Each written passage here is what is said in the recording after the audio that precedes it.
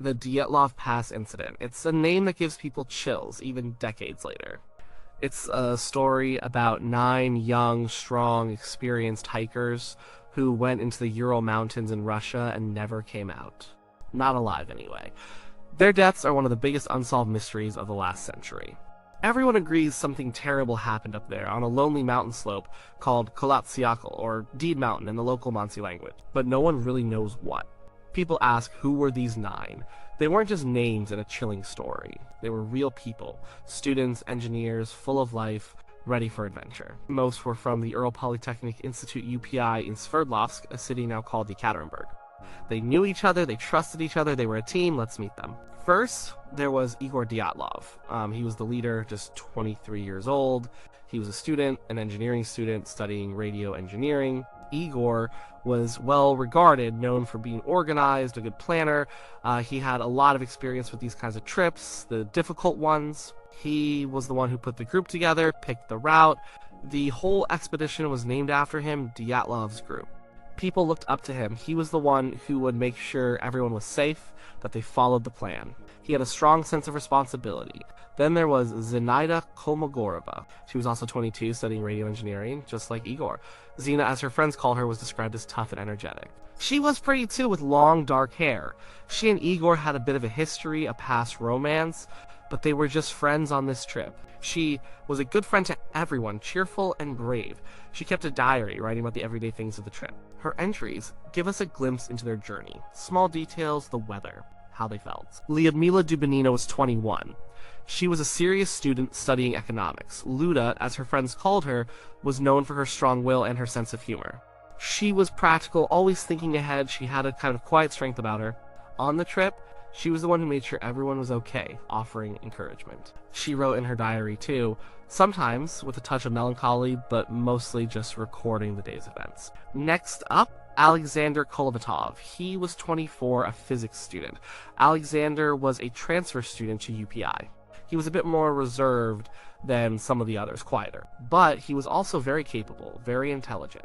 He had a meticulous nature, a good head on his shoulders. He was known for his calm demeanor, someone you could rely on when things got tough. He carried a lot of the group's equipment, always ready to help. Rustam Slobodin was 23. He was an engineering graduate, already working. Rustam was athletic, strong, and a good skier. He was a fun guy to be around, always cracking jokes. He was also very determined, very resilient.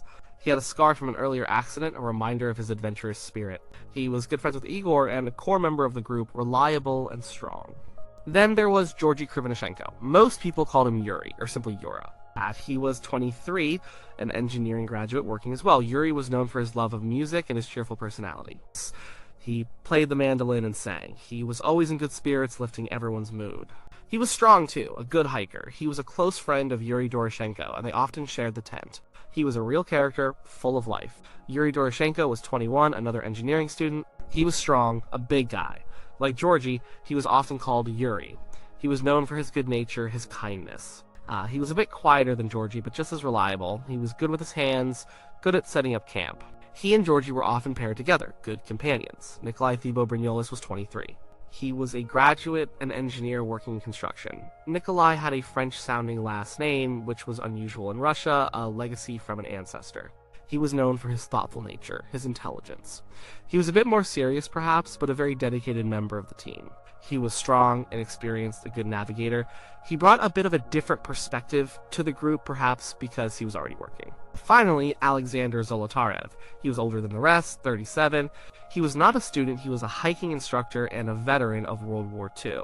He had more experience, a different kind of life history. He was a late addition to the group, joining them just before they left. He was a professional guide, there to offer more expertise. Some reports say he was a bit of an outsider at first, but he quickly integrated with the younger student group.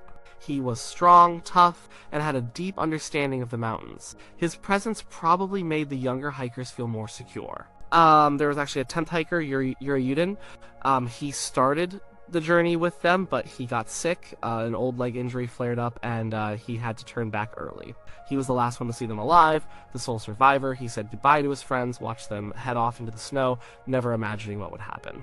He carried the weight of that for the rest of his life. So this was the Group 9, strong, healthy young people, led by Igor Dyatlov. Their goal was a challenging category, the third mountain trek. This was not a casual stroll. It required skill, endurance, and good planning. They were aiming for Mount Otorten, a peak about 10 kilometers north of where they died.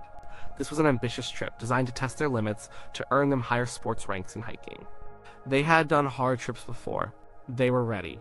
The expedition began in late January 1959. They took a train from Sverdlovsk to Ivdel, then a truck to Vijay, the last inhabited settlement.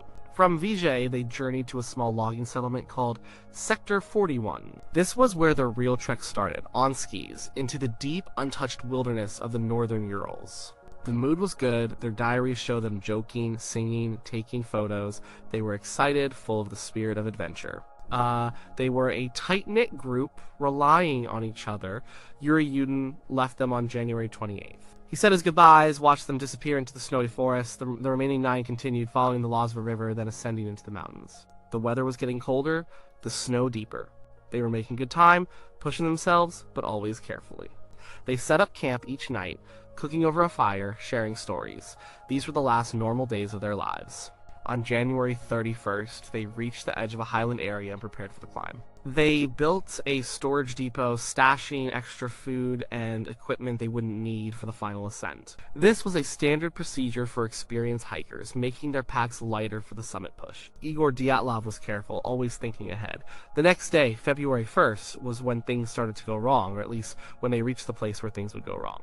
They were trying to get over a mountain pass, but the weather turned bad, a strong blizzard started, and visibility dropped. Instead of heading directly over the pass and down the other side, they made a mistake. They veered off course, probably due to the poor visibility. They ended up on the eastern slope of Kholat Syakhl, the dead mountain, not far from Mount Otorten, but not where they wanted to camp. It was late in the day, the wind was fierce, the snow was blowing hard. Dyatlov, the leader, decided to set up camp right there on the exposed slope. It wasn't an ideal spot. It offered no natural protection from the wind, but in a blizzard, sometimes you just stop where you are to avoid getting lost in the dark. They cut into the snow, made a platform for their large tent, and secured it. This was their last camp. They had a meal, shared some warmth, and prepared for the night. The last entry in a group diary, found later, mentions the day's events, the tough weather, their decision to camp. It was a normal entry. And then, silence. The group was supposed to send a telegram back to the Institute by February 12th to say they were safe. When no message arrived, no one was too worried at first. Delays happened. But as more days passed, people started to get anxious. Yuri Yudin, the one who turned back, urged the Institute to start a search. On February 20th, search parties were organized. Volunteer students, teachers, and later the army and police were dispatched. They followed the planned route, looking for any sign of the hikers. The search was difficult. It was winter in the Urals, brutal conditions. But finally, on February 26th, a student searcher spotted something. A crumpled, partially buried tent on the eastern slope of Kholat Syakhl. This was it. What they found at the tent was shocking. The tent was badly damaged. It was ripped open from the inside in several places, mostly on one side. It was largely collapsed, buried under snow. Inside, everything was left behind shoes. Warm clothes, food, cameras, diaries. It looked like the hikers had left in a hurry, in a panic. They had cut their way out of the tent rather than using the zipper. Why? Why leave all their warm clothes and shoes in such freezing conditions? Outside the tent, forensic experts found a set of 9 footprints in the snow. They showed people walking away from the tent barefooted or wearing only socks or just one shoe. The footprints went downhill, towards a patch of forest about 1.5 kilometers away.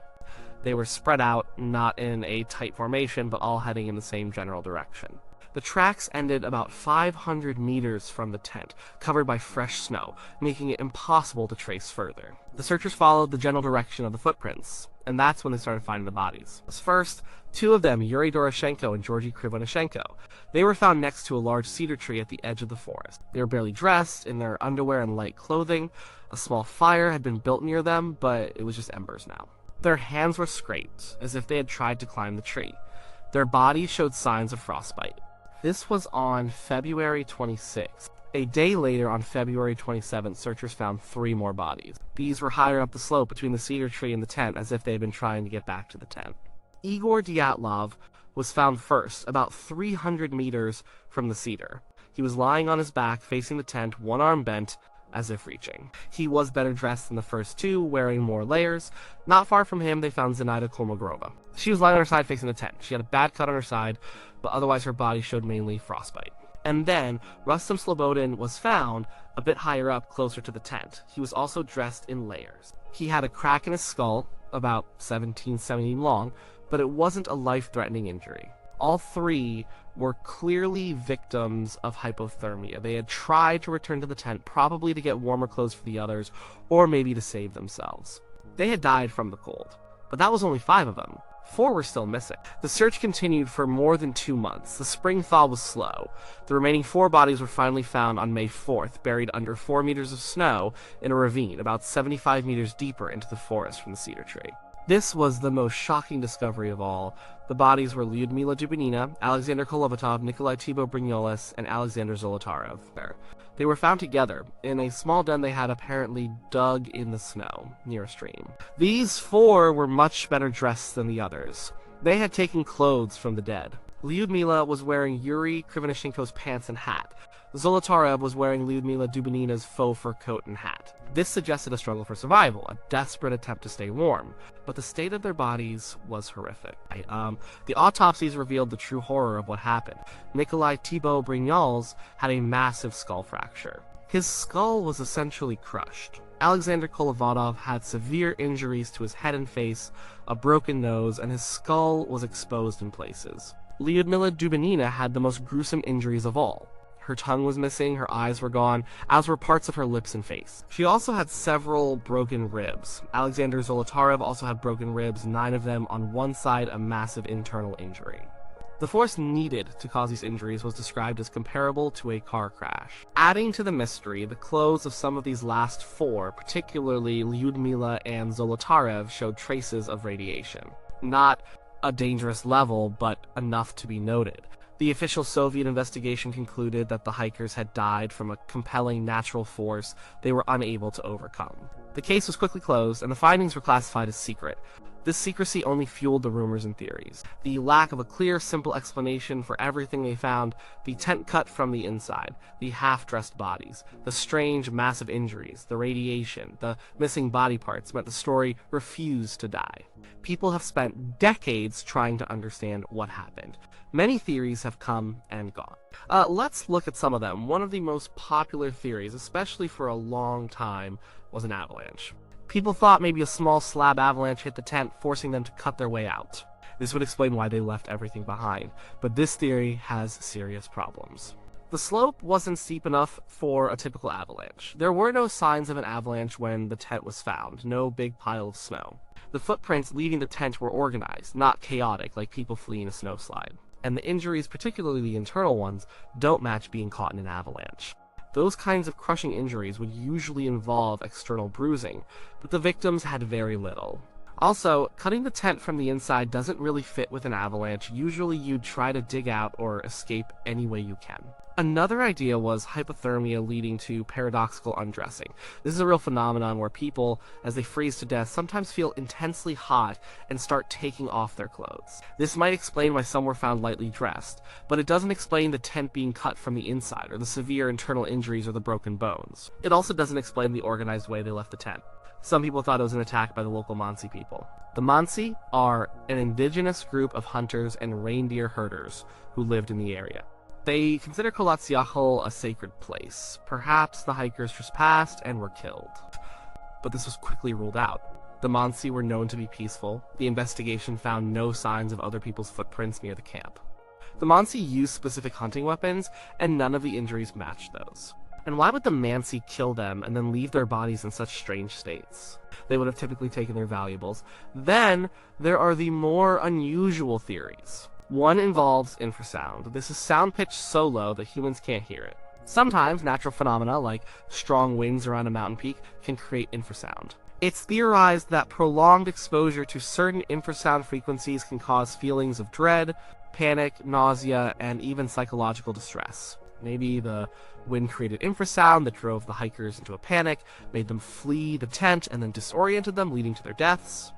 It's an interesting idea, but it's hard to prove and doesn't fully explain the severe physical injuries. The most persistent and captivating theory revolves around military testing or secret weapons. This idea gains strength from several points. The mysterious orange spheres reported in the sky by other hiking groups in the region on the night of the incident. The radiation found on the clothes of the last 4 hikers. The massive internal injuries that occurred without much external trauma, possibly from a blast wave. The quick closure of the case and the secrecy surrounding it by the Soviet authorities. It suggested that the hikers may have stumbled upon a secret military test site, perhaps a test of a new weapon, or that they were simply in the wrong place at the wrong time and died from a low-level explosion or some kind of chemical agent. The military then covered it up. This theory fits a lot of the strange evidence better than others, like the unexplainable injuries and the radiation. It would explain why they fled the tent in a panic and why the government would want to keep it quiet. But it's also hard to prove, with no official records of such tests. Other, more fantastical theories include a yeti or some kind of wild animal attack. But again, there were no large animal tracks, and the nature of the injuries doesn't match an animal attack. The yeti, of course, is purely speculative. The Russian authorities actually reopened the case in 2019, more than 60 years later. They dismissed all the criminal theories, including murder and military involvement. Their conclusion, announced in 2020, pointed to a combination of natural forces. They said a small slab avalanche caused the hikers to cut their way out of the tent in a panic. They then froze to death. They explained the injuries by saying the hikers were caught in the avalanche, and then some fell into a ravine, accounting for the broken bones. They also suggested that strong katabatic winds, cold, dense air flowing down a slope created a whiteout and disoriented the hikers, making it impossible for them to find their way back to the tent after fleeing the avalanche. But this explanation still struggles with some of the details and nature of the slope, the lack of typical avalanche signs, the specific targeted internal injuries, and why they stayed away from the tent for so long in freezing conditions, rather than digging back in for their warm clothes. So, the mystery endures. What happened on that mountain slope on the night of February 1st, 1959? Did a natural event, so rare and powerful, catch them off guard and lead to such a horrific outcome? Or was there something more sinister, something hidden from the public that caused these 9 young lives to end so tragically? The Dyatlov Pass incident continues to fascinate and haunt people because there's no simple answer. We can see the fragments of what happened in the shredded tent, the desperate footprints, the frozen bodies, the baffling injuries. We know who these 9 people were: bright, adventurous, full of potential. We know they were together, a team. And then, in a few terrifying hours, they were gone. Their deaths remain a stark, chilling reminder of the unknown, of the thin line between life and death in the harsh wilderness, and of how quickly everything can fall apart. We can only wonder what their last moments were like, what they saw, what they felt as a compelling natural force or something else claimed their lives.